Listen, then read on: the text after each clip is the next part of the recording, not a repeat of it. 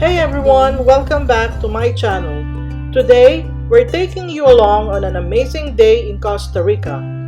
Our adventure starts at a beautiful resort where we couldn't resist checking out the local souvenir shop. The shop was full of colorful handicrafts, vibrant textiles, and unique keepsakes, perfect for bringing a piece of Costa Rica home with us. At the back of the souvenir shop is a resort and Airbnb. It is such a nice place to go to.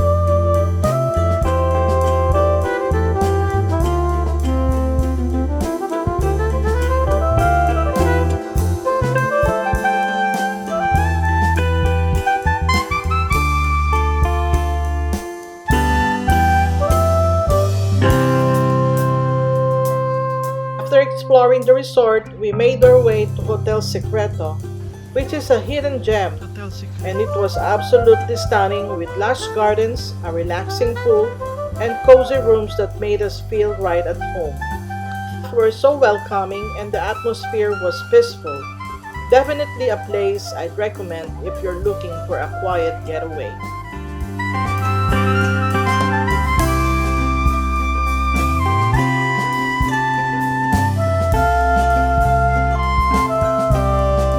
All that exploring worked up an appetite, so we headed to a local Costa Rican restaurant for lunch.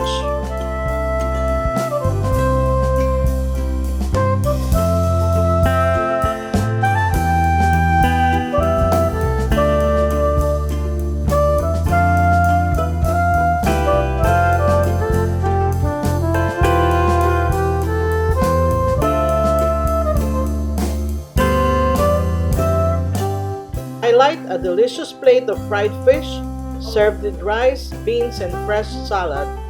The flavors were incredible, crispy on the outside and tender on the inside, seasoned to perfection. Eating like a local is always the best way to experience a new country.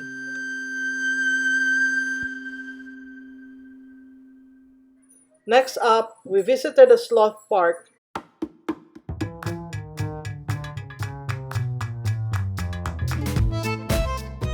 We didn't see the sloth, but they are lounging in the trees and moving at their own slow pace.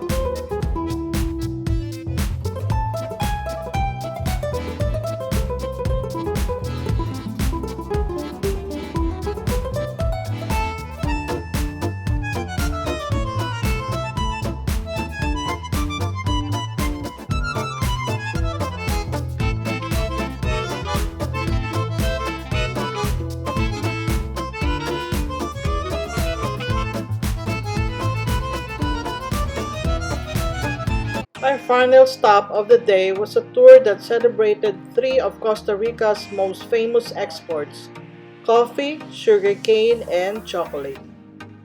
We learned all about the process of growing and harvesting coffee beans, watched sugarcane being pressed for fresh juice, and even got to make our own chocolate from scratch. The tour was hands-on, educational, and of course, delicious. Welcome everyone to La Fortuna. Welcome to Norfield's Coffee and Chocolate Work. Okay, so this is the chocolate fruit, cacao. Chocolate is inside of the bean, but at this point the flavor is not like chocolate, not yet.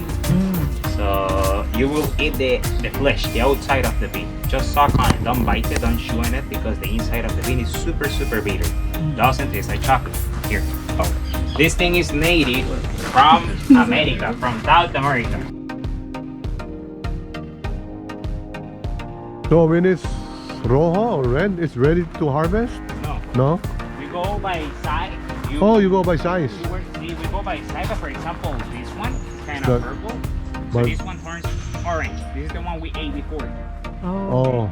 So as you can tell, it's smaller than the one we ate, and the color is kind of purple. So once the color is orange, bigger, means it's ready.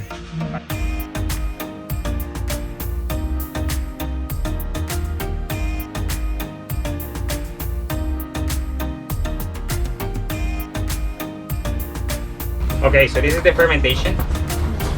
We gotta smell it. The smell is not bad, but it's strong. It smells like vinegar, kombucha, wine. If you don't want to smell it, sorry, but you have to do it. Okay, let's smell this. So take a look there, the first picture. That's a person harvesting the fruit by hand. Second, well, by the way, it's always done by hand around the world. There are no machines to do it. It's always done by hand. So the chocolate you eat at home was harvested by hand. Second picture is exactly the same person opening all the fruits. Obviously, as you can tell, it's not Jonathan. I'm more handsome, right? And the person, well, as you can tell, is opening the fruits by hand. There are machines to do it, to open it. Normally, it's done by hand. As you can tell, there are many different colors. So during the fermentation, we don't think about a variety. In the plantation, for example, in our main plantation, we have 5 different varieties, but those are not random varieties. We know they work good together. We know we get a good flavor mixing them. So during the fermentation, we mix the varieties, all the varieties we have in the plantation. This is a natural process and it's continuous fermentation, so we are not adding anything and it's super fast. It takes about 5 to 7 days. We are not adding anything because we need yeast and bacteria. Both are microorganisms and they are already in the fruit, on the tools we use and in the wood. We use wood to ferment cacao, not plastic. In this case, we're using plastic because you can see the process, but it's done with wood. And the real container is like this one, like the wood container we have here, but 2 meters cube. Here we are not fermenting cacao because, well, the real fermentation is just like this place. Roof, but open, no walls. So the thing attracts a lot of insects, a lot of bugs. So it's not a good thing for a tour, right? You know, that's why we're using plastic and it's always closed. So the yeast eats the fructose and the glucose and makes alcohol. Then another bacteria eats the alcohol and makes vinegar. Finally, with the vinegar and with the temperature, we make like an explosion inside of the bean, and that's how we kill it. Killed in the bean, we develop the chocolate flavor. If you don't kill the bean, you can make chocolate, but your chocolate will not taste like chocolate. It will taste like bitter, but like grass, not like chocolate. So kill in the bean with the vinegar and with the temperature, we develop.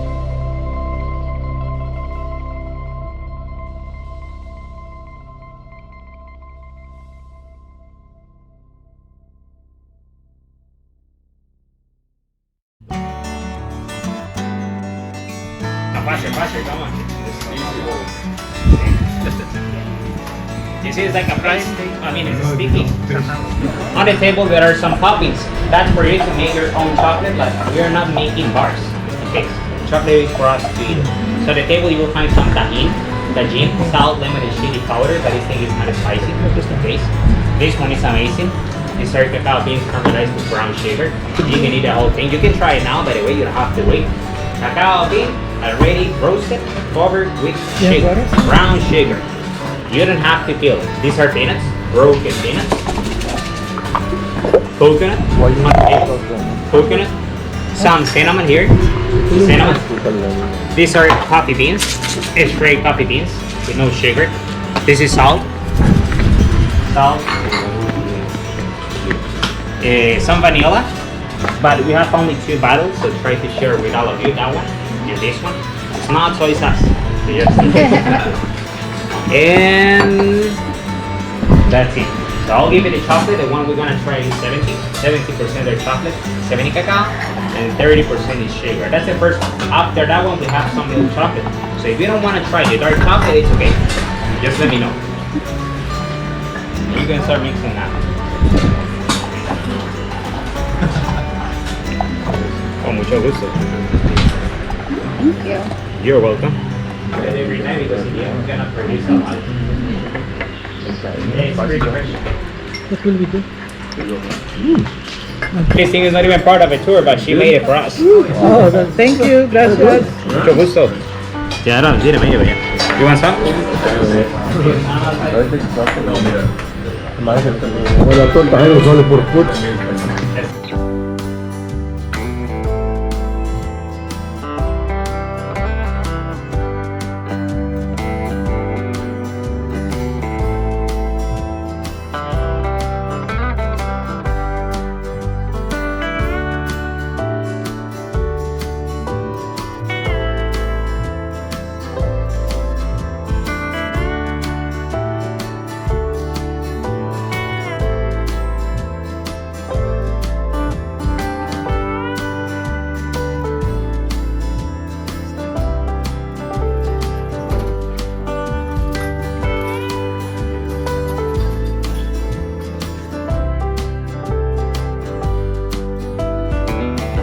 Easy, right? Use the warm up. Oh, the warm up. Okay, the beginning is super easy because we just break the shell, the skin. So here we have to do it like 20 more times. We're just starting. Now it'll be a little bit harder, but it feels super easy. Same direction.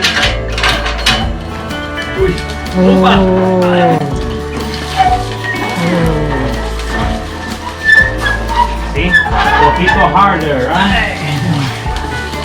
Oh, you have to pull. Okay, slowly. One second, one more time. Yeah. Here's the warm up. Oh, you Wow, that is hard. Same directions. Oh, that's gonna be hard. How many? Oh. Harder! Harder! Yes. Everybody, open your mouth. The last one, the last one. Now we're gonna do it from here. One more. See, from here to the other side. So opposite ways. Adjust. Advance a little bit, but not much. I will tell you to stop. A little bit, advance a little bit. A little more. Stop. See, here we twist. Ah, you twist. Harder, man! Harder! Harder! Poquito más. Dale. Harder! That's easy, right? Oh, wow. Yeah, very good. Big muscles. This is your yin.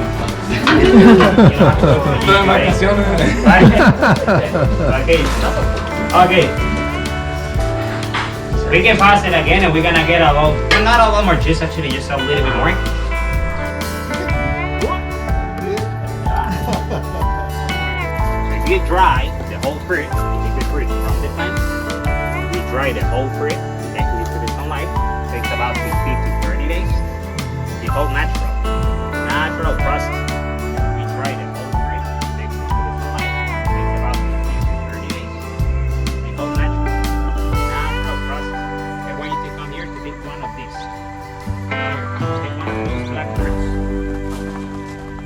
and open it. Try to open it. You can bite it, you can break it with your nail. Try to open it and you will find the green bean, which is the thing is ready to be roasted. Don't swallow it, just like bite it. Lick it a little bit to feel the flavor. Personally, I feel it like a raisin. It's like a raisin for me. So they remove the thing with a machine. They cut it and they burn the rest. It's not a problem because in the end, remember, it produces CO2 but not much. And that's the easiest way to return the energy for the soil. So like give the energy to the soil back. So remember cacao is from America. coffee is from Africa. As I told you before, the biggest producer of coffee is America, and the biggest producer of cacao is Africa, right? The biggest producer of coffee in the world is Brazil. Brazil is Brazil. producing about 30% of the coffee in the whole planet. Only one country. Brazil, remember, has coffee plantations bigger than Costa Rica. That's why we cannot compete by quantity, and we're looking for a better quality of coffee. There are 3 species to make coffee. Remember, to make chocolate, there is only one. The aroma cacao, food of the gods. Here, coffee, there are 3. The whole planet. Arabica. Arabica. Yeah, I guess you have heard about Arabica. I think it's super common. Maybe you have heard about Robusta. If you go to Robusta, a normal yeah. supermarket, not in Costa Rica, but if you go to a normal supermarket outside, probably you will find some Robusta coffee. Sometimes if you pay attention, you can see the package says 30% Robusta, 70% Arabica. Robusta or Robusta, which is the name in English. And the other one is Liberica. Liberica is uncommon because unfortunately the flavor of the Liberica coffee is not the best one, and it's not that good in production. So farmers looking for a better production, looking for more coffee, they use Robusta. Produces a lot of coffee, but in the end, unfortunately, the flavor of the coffee is not the best one.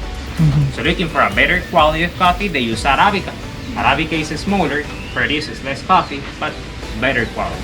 So for you to see the difference, here we have this one, Robusta, is still baby, can grow a lot more. And the rest around, Arabica. As you can tell, they are smaller. That's not a full size of Arabica. Arabica grows about this size. It's not much bigger. Not much bigger than that. But in plantations, we keep them small because harvesting is done by hand, so it's much easier. So in Costa Rica, we use Arabica. Only Arabica by law. It is illegal for us to use this one. So keep the secret and nothing will happen. It's like the moonshine. You can make it at home, but you cannot sell it. Okay. Okay. Starbucks is Arabica, right? Starbucks is burned. Starbucks is everything. Everything. So yeah, Starbucks is a huge company, so They can do everything. they don't produce anything. And in Costa Rica, remember they have a plantation. They produce whatever. They can do it. You know, money moves the world. They can produce whatever, and they're allowed to do it. And the other one, Liberica, remember, is not famous. They don't use it. So Costa Rica, Arabica. And in Costa Rica, we're dividing regions. This is the Costa Rican map, and the colors inside, coffee regions. So you can grow coffee all around the country. You can do it out here, whatever you want. But looking for a better quality of coffee, we're growing coffee in specific areas. Normally, we do it over 1,000 meters at sea level, near volcanoes, because the soil is richer in minerals, easy, more minerals, more flavors. In areas with a specific weather, rain and dry season. In the whole country, we have rain and dry season, but we have more than 12 microclimates. For example, here in Fortuna, we have rain and dry season, but during the dry season, it's still raining. We're in a tropical rainforest. So this is not our main coffee plantation. It's for the show, for the tour. Do you know Naranjo? This is a place about here, Pala, and our main coffee plantation is in Naranjo. Naranjo is next to San Jose. Maybe you know San Jose. So there is our main coffee plantation, but again, it's not a touristic area. That's why the activity is done here. But we are not producing coffee with this plantation because here, coffee fruit before to become ripe enough explode because it's absorbing too much water. So before to become red, explode. We can produce coffee with this plantation. We used to do it, but personally for us, the flavor of that coffee was too weak. So that's why we're using the coffee from our main plantation. This is small business, Northfields. They have more than 130 years producing coffee in Naranjo. See, they're pioneers about coffee in the country. They are not new about coffee. And their factory is here, so we're bringing coffee from Naranjo to here. That is small building. Probably your house is much bigger than that. My house is much bigger than the factory. Yeah, we don't need more. So everything is done there. Everything is made there. As I told you before, the chocolate you were eating before it was made yesterday. And just the coffee we're gonna try today was roasted about 3 to 4 days ago because it's not a good idea to drink it fresher than that. In the next station, there is someone roasting some coffee for us to see the process. But it's not a good idea to drink it that fresh because fresh coffee is full of gases, full CO2. CO2 is not toxic, so if you drink it with the CO2, it's okay. But you will go to the restroom because CO2 is a gas, so the gas will escape. That's why we're gonna use another one, a little bit older, less gases. To remove the gases, we just have to wait. So we roast it, we leave it in a normal container 4 to 5 days. That's how we remove gases. This is how we plant it. If you come closer, you will see them. Come here. This is the soldier, tiny soldier. That's how they call it. Here, that's a coffee seed that's sprouting, germinating. 2 months to sprout. Here, pass it around. Hold it. And pass it around. So we throw the seed here, and after 2 months, it starts sprouting, germinating. Looks like that. At that point, we do a quality control. So we take the ones that are better. We plant them in a plastic bag. We wait about a year, 11 months, before to do another quality control. At that point, the plant is already producing. You can see how there is 1 fruit coming out, 3 fruits, 4 fruits. That's not a normal production. So from the seed to the first production, 1 year. But from the seed to a normal production, 3 years. 3 to 4 years, about it. So we plant them in a plastic bag. In the plastic bag, last a year before to do another quality control. So we think the ones are better again. And those are the ones we're growing in the field, in the plantation. Gracias, ya la vieron, están como locos. Este es un palumpa. As you can tell, he's angry, enojada. Why? Who knows? Hey! Nice! Yeah, that's the chocolate maker. Oh. These are the machines.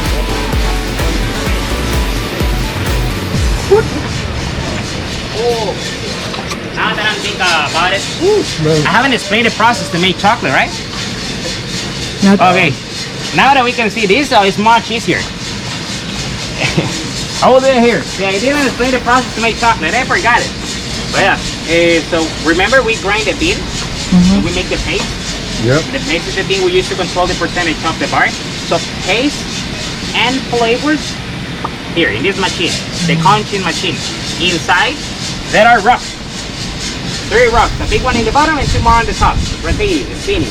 By the friction of the rock, the machine refines the paste. So this is the milk chocolate you were eating, but it's not ready yet. It'll be ready tomorrow. It takes about 20 hours. Oh, wow. 20 hours. 20 hours. Okay. Sorry.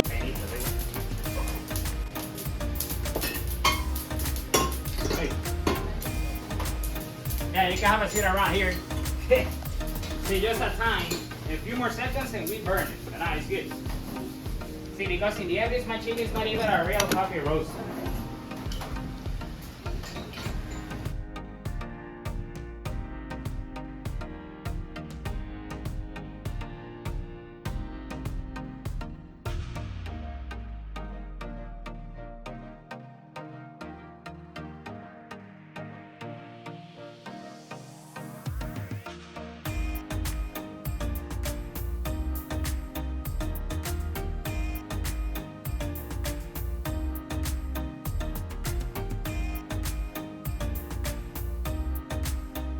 During tempering, we create a temperature shock because the table is a little bit cold.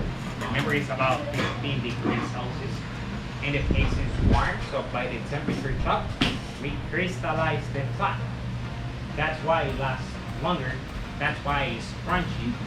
But if you don't temper the chocolate, let's imagine you take the chocolate from the machine and you put it 30 times 15. That's like 450. Exactly. 450.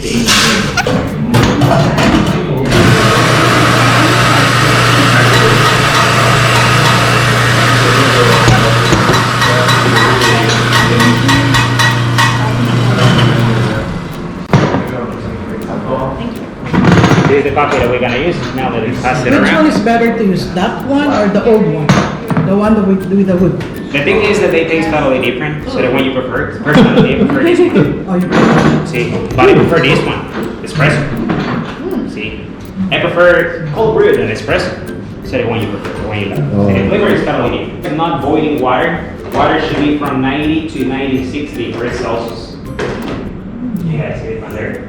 94 degrees Celsius, which is basically 200 Fahrenheit, just below boiling. If you boil it, you burn the coffee. Oh, okay. The flavor is more bitter. Over there, you can see the coffee flavor wheel on the wall. Coffee might taste like all that naturally. So before we were talking about flavored coffee. In this case, we are not adding flavors. So we were not fermenting coffee with Coca-Cola or cocaine or flour. Thank you so much for joining us on this adventure through La Fortuna, Costa Rica. We hope you enjoyed discovering the secrets behind coffee, chocolate, and sugarcane processing and our quick visit to the sloth park. If you liked this video, don't forget to hit the like button and subscribe for more adventures. Stay tuned for our next episode. You won't want to miss it. See you soon!